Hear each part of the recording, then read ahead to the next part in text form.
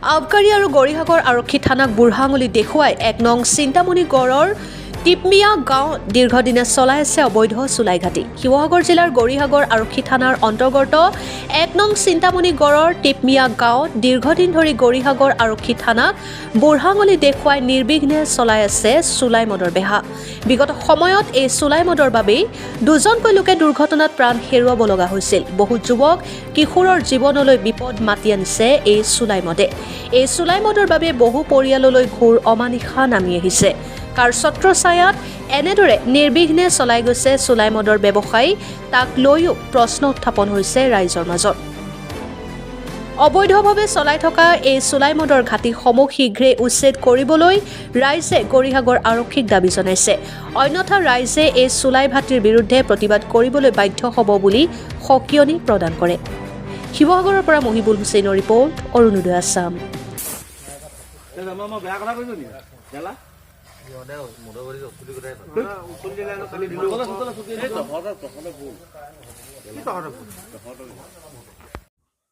শিৱসাগৰ জিলাৰ গৌৰীসাগৰ থানাৰ অন্তৰ্গত টিপমিয়া গাঁও।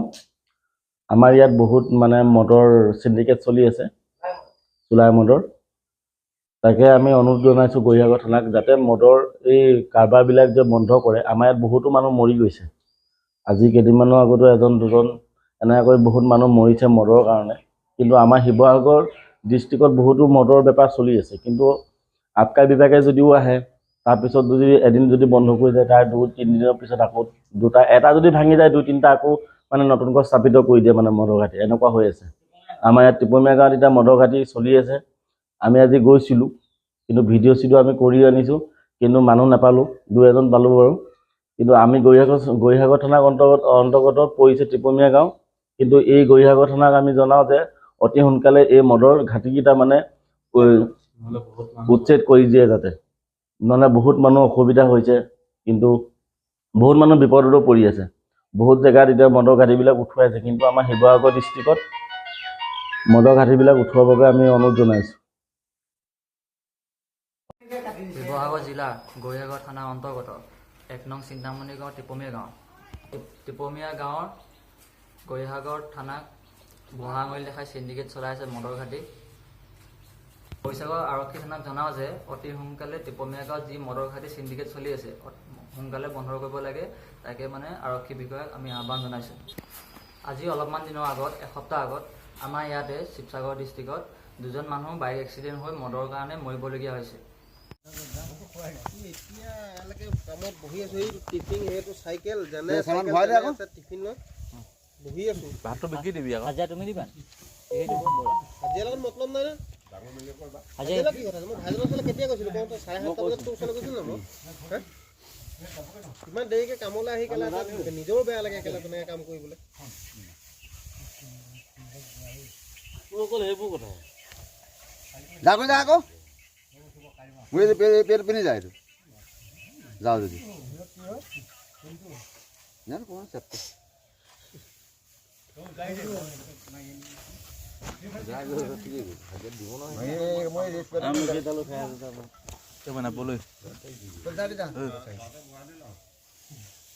মই একচুৱেলি বেয়া পাওঁ। মোক কেলা ঘৰৰ পৰা সোনকালে আহোঁ, মই তহঁতি কামত যাবি বুলি সদায় নক্সা হেৰি কেলা ইদিনা দেৰি সিদিনা দেৰি। কি কৈছে তাত? ক'তোতে নাই কোৱা। এই বহি আছোঁ নালাগে কৈ 20 টকা খাম বুলি। পইচা নাই মোৰ ওচৰত। 20 টকা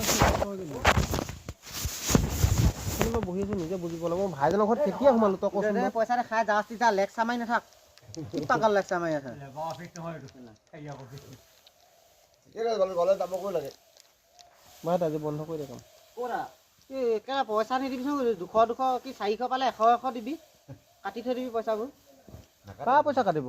কাম পইচাও লাগে, কামলৈও নাযাওঁ। কোনে নাযায়? 7টা বজাৰ পৰা বহি আছোঁ। সঁচাকৈ দেই কেলা বেলেগ ল'ৰা লৈছে। আমাক নিয় নি? লৈ যাবি। হোষ্টেলত থকা এটাও কাম কৰিব নোৱাৰে। বহি থাকিলেও হাজিৰা দিম কৈছে। যা আকৌ যা আকৌ বেছি কাম নাই। ভাইটিয়ে কেলে লুকাই দিলি? হা হা মাৰত মৰিবি দেই। যা যা কাম নহয় কৈছিলোঁ আকৌ।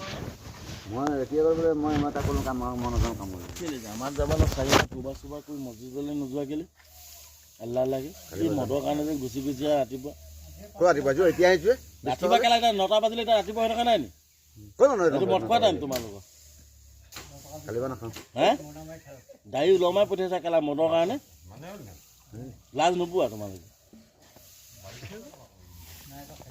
মই বেয়া কথা কৈছো নেকি কেলা সিহঁতে মদবাৰী অচুলি কথাই পালে বটলে চটলে ছুটি দি দিওঁ তহঁতৰ ভুল তহঁতৰ বিলাক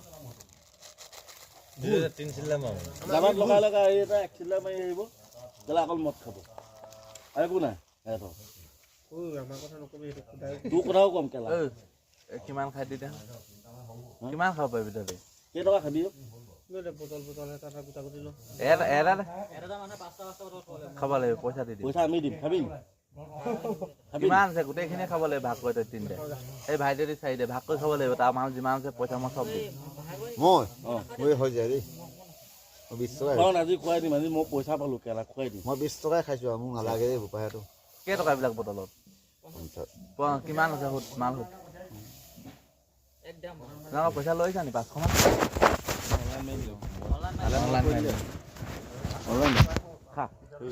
কাম কৰিব নালাগে খা হাজিৰা দিম কামলৈ আহিছিলোঁ টিফিন নহয় দেখা নালাগে হাজিৰা দিম তহঁতক 400 খা হাজিৰা দিম মালো খা হ'ল আমি বহি থাকিম খা 3টা 1 2 3টাই খা কামল কেলা বহি যাব মাত্ৰ চোৱা 10 11 বজাত মানে কামটো বুজিম কাম তোক 10টাত নিলেও তোক হাজিৰা দিম পুৰা হাজাৰ পুৰা হাজাৰ দিব নিজৰে বেয়া লাগে মই কেলা তাৰ লাভ হ'ব লাগিব ন নালাগে আজি কাম বন্ধ কৰি দিলোঁ হাজিৰা মই দিম তই মদ খা মদ খোৱা পইচাও দিম সেইয়া কাম বন্ধ তোক কাম বন্ধ কৰিবলৈ কোনে কৈছে মই তোক মাইক কৈ থৈছোঁ না মই ইয়াত আছোঁ বুলি ন তোক মাইক কৈ থৈছোঁ মই তাৰ ক'ব টিপুমিঙা নাছোঁ এতিয়া কি ঘৰৰ ভিতৰত সোমাই কৈ থৈছোঁ কৈছোঁ না তই এটা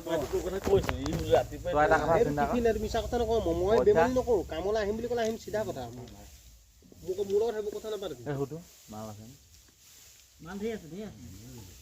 তই খাবি নেকি খাবা নেকি সেইটো কোৱা এতিয়া মাল নাখায় মাল খুৱাম বুলি ক'লে মাল নাখায় দিনটো ইয়াতে বহি বহি মাল খোৱাছে 400 হাজিৰা দি মালৰ পইচা দিম খাবা নেকি 4টাকে কৈছোঁ খোৱা আমি অকণমান তই নাচা ধুই লওঁ ফিট মাৰা আটাকে কৈছোঁ খাই যাম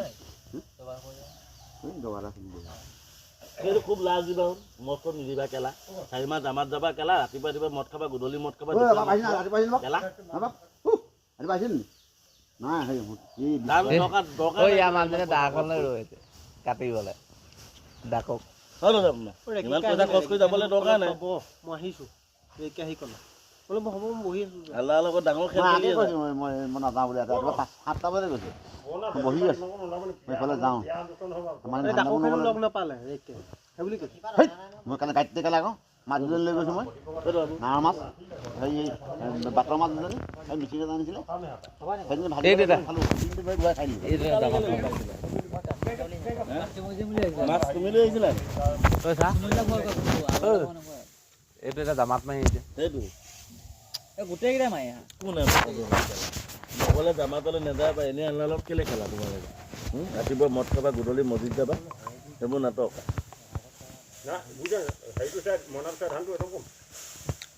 তই দিলেও খাব নোৱাৰ নিদিলেও খাব নোৱাৰ নহ'লেও যাব নোৱাৰ তই কি ইমান কামলৈ আহিম বুলি পেলাই চিধা কথা নকওঁ ন মই এতিয়া কি হ'ল মাছ দেখিছোঁ জানো কি হ'ল মোক কৈ কিবা গৰুজনী